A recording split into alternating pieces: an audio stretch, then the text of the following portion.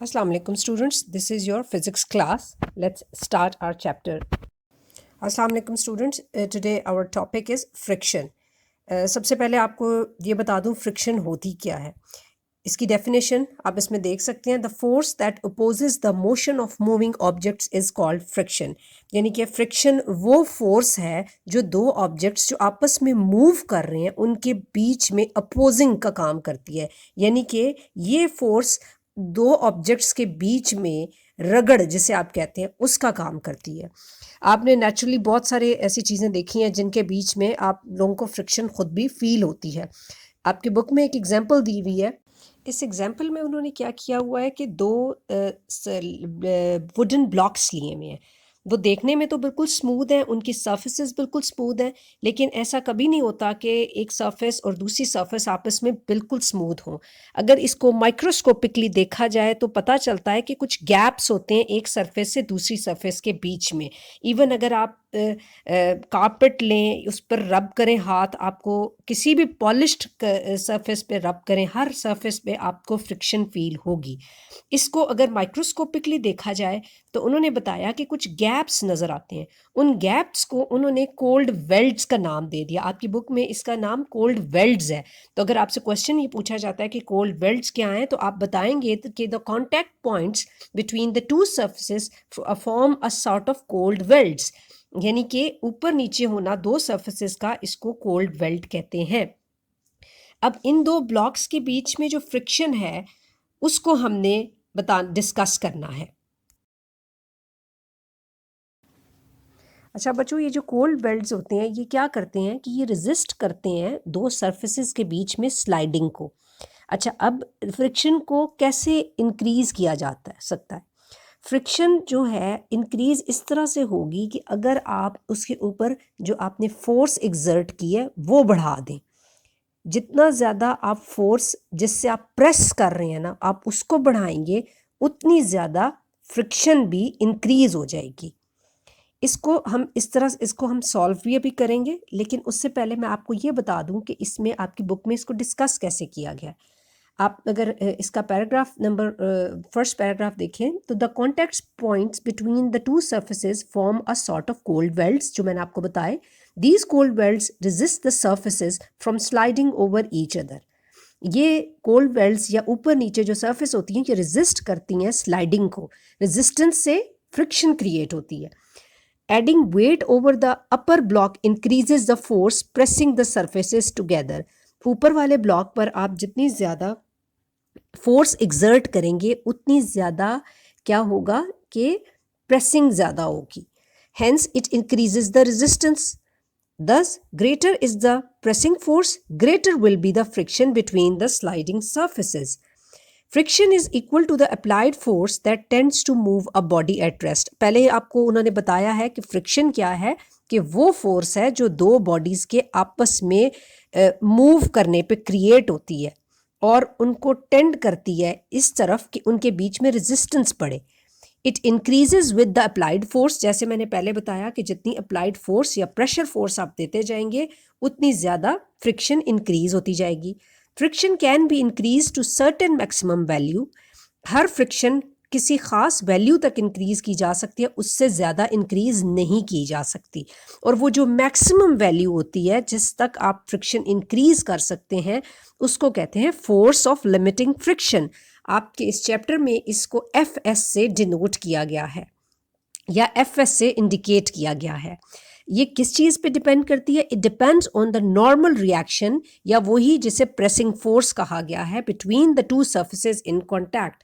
बच्चों, ये जो आपकी बुक में इसके लिए वर्ड बार बार यूज़ होगा नॉर्मल रिएक्शन, लेकिन आपने जहन में इसको रखना है pressing force.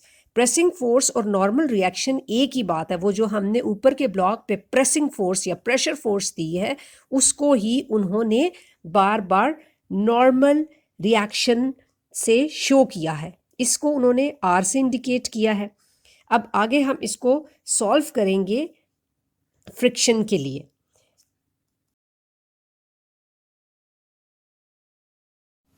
Okay, now we will find force of limiting friction. इसको FS से डिनोट किया हुआ है. F कैपिटल है, S सबस्क्रिप्ट में.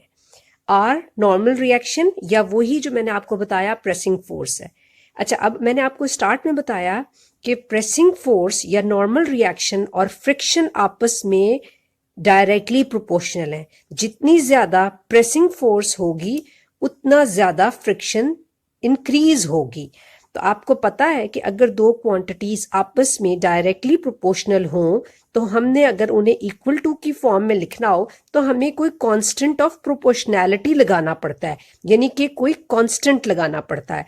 तो इस इक्वेशन में F S is equals to mu R. Mu जो है कोफिशिएंट ऑफ फ्रिक्शन है। म्यू को हम ऐसे भी लिख सकते हैं, mu is equals to F S over R, यानी कि ये F S friction of limiting force और आर यानी कि नॉर्मल रिएक्शन की रेशो के इक्वल है। अगर if m is the mass of the block then for horizontal surface, इसमें वो ये कह रहे हैं कि अगर m जो है उस ब्लॉक वुडन ब्लॉक का मास है तो हम हॉरिजॉन्टल सरफेस, हॉरिजॉन्टल का मतलब क्या है, क्योंकि इस पे फोर्स ऑफ ग्रेविटी एक्ट कर रही है। आपने पीछे टेंशन के चैप्टर में पढ़ा था कि W is equals to mg हो जाता है। mg, g means force of gravity.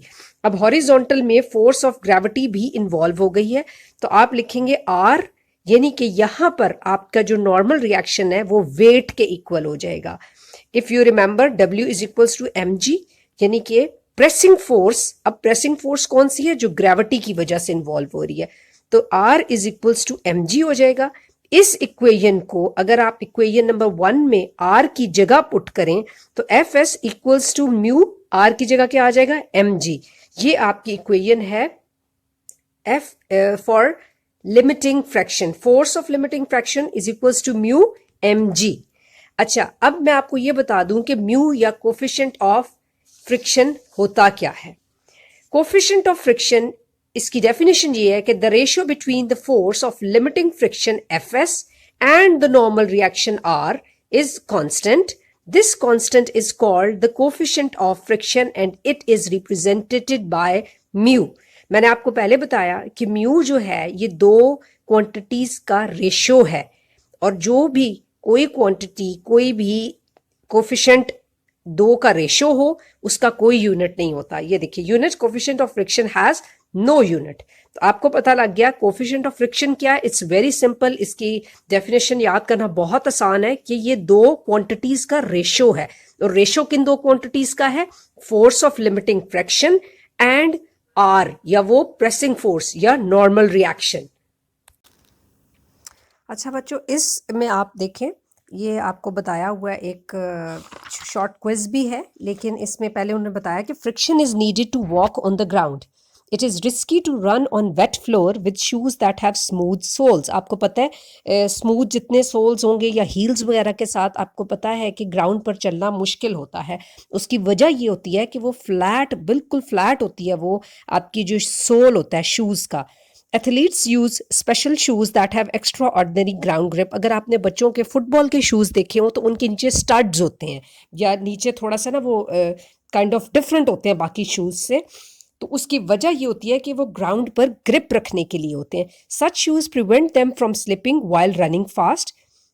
अच्छा, इसी तरह अगर आपने कभी देखा हो कि एक साइकिल जो चल रही होती है, साइकिल पे मुसलसल पैडलिंग क्यों करनी पड़ती है, अगर पैडलिंग आप छोड़ देंगे तो रोड और टायर के बीच में जो फ्रिक्शन है वो उसको रोक देगी, जो मूवमेंट चल रही है। जैसा कि हमने बताया कि मूव करती हुई बॉडी को जो रोकती है वो चीज़ है फ्रिक्शन।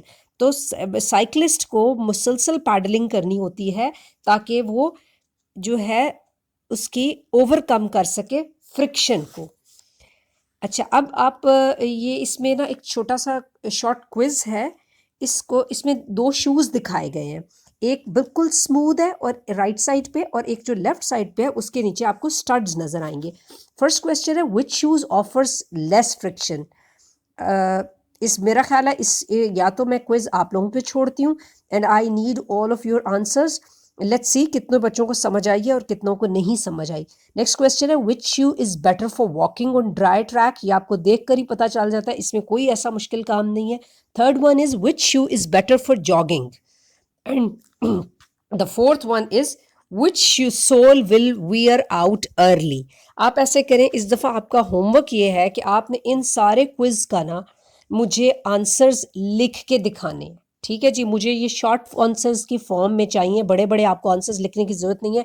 जस्ट मुझे एक सिंपल एक्सप्लेनेशन चाहिए कि आपने इन 4 क्वेश्चंस का क्या आंसर लिखा। सेकेंडली, ये जो हमने कोफिशिएंट ऑफ फ्रिक्शन फाइंड किया है ये, और इसकी जो है यूनिट और इसकी डेफिनेशन मुझे चाहिए आपकी कॉपी में नीट फॉर्म में। आपने अपनी जो प्रैक्टिस कॉपी है उसमें करके मुझे पिक्चर्स सेंड करनी है। Then I will check and will let you know how much you have understood it. Thank you so much बच्चों, और I want your work with your name. अल्लाह हाफिज़।